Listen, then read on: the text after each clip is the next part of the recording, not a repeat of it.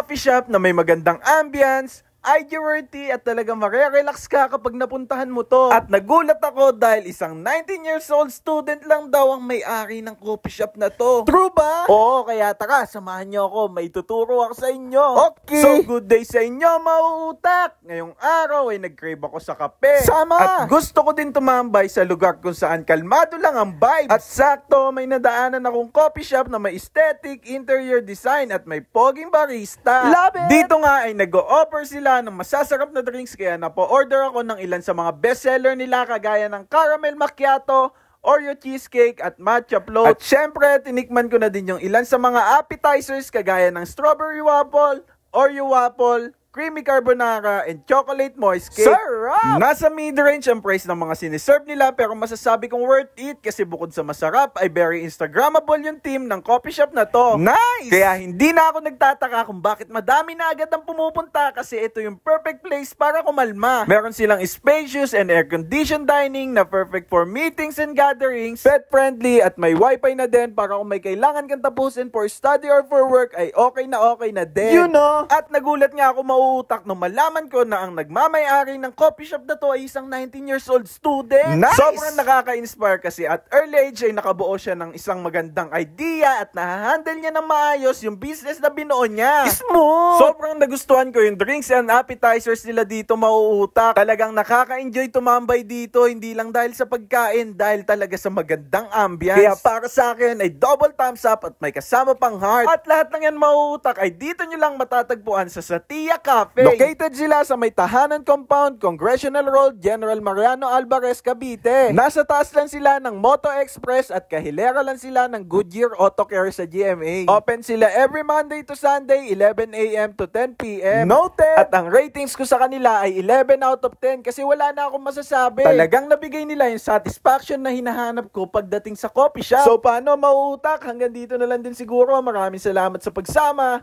Mr. Mautak once again. Sending love! Peace! Pew, pew, pew. Hello guys, good day. I am Kenji, staff here at Satia Cafe. Hi, I'm Samantha Nalasco. I'm one of the cafe owners here at Satia Cafe. Come join us here from 11 a.m. to 10 p.m. We are open po. Kaya tara, kape na tayo dito sa Satia Cafe. Yes.